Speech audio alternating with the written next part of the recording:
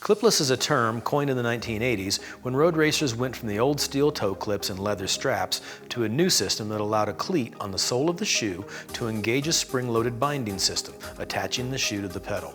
Since they no longer had clips and straps, the system was named Clipless. Today, when a rider is using this pedal-shoe combo, the rider is said to be clipped in. So many years ago when I was a bike racer, this is the kind of cycling shoe that we had. They're a leather cycling shoe with leather soles and very soft. And what you had for your pedal foot interface was a toe clip and strap.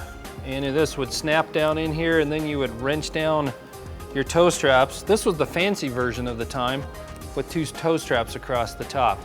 And that way you could get maximum power. You could put this between your big bunion right here and really crank this thing down. But this still was real susceptible when you were sprinting real hard to pulling out and coming out in the middle of the sprint. So what I have in my hands are the world's most dangerous clipless pedals. These came out in the early 70s, and I actually got to experience them early in my cycling career. And the way they worked is you took this little flat cleat that mounted on the bottom of your shoes, slid it in, and then, I'm going to take it out so you can see it, pulled a little pin, pulled this lever out, and the pin came up. Well, it worked great, you know, when you're out riding, pulling, sprinting, and all that. But the problem is if you ever crash, the idea is that if you fell, this popped in, pushed the pin down, and your cleat would come out. Well, really what happens when you crash, it broke this thing off, and you were stuck with your cleats on. And so you'd be writhing on the ground, and you'd have to have a friend come by and pull this little pin out. And so it made it for a rather dangerous type pedal. And there was many a friend that I pulled out of these, and I just used this for one season and said, it's too dangerous. You know, we thought these were great Criterion pedals. Come to find out there's no float, you can't get out.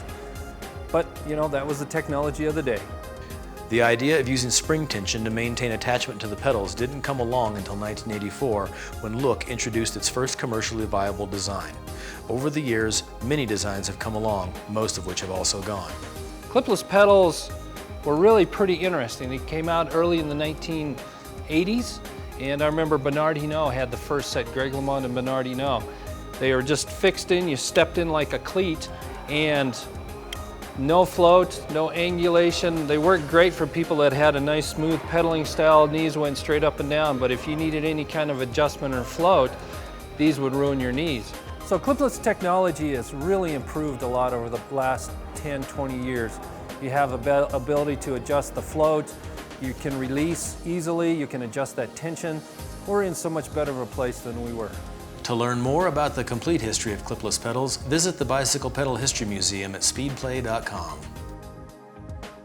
Two-sided pedals allow the rider to essentially step into the pedal and go, while one-sided pedals take a little more effort to engage and may require actually looking down to ensure accurate engagement.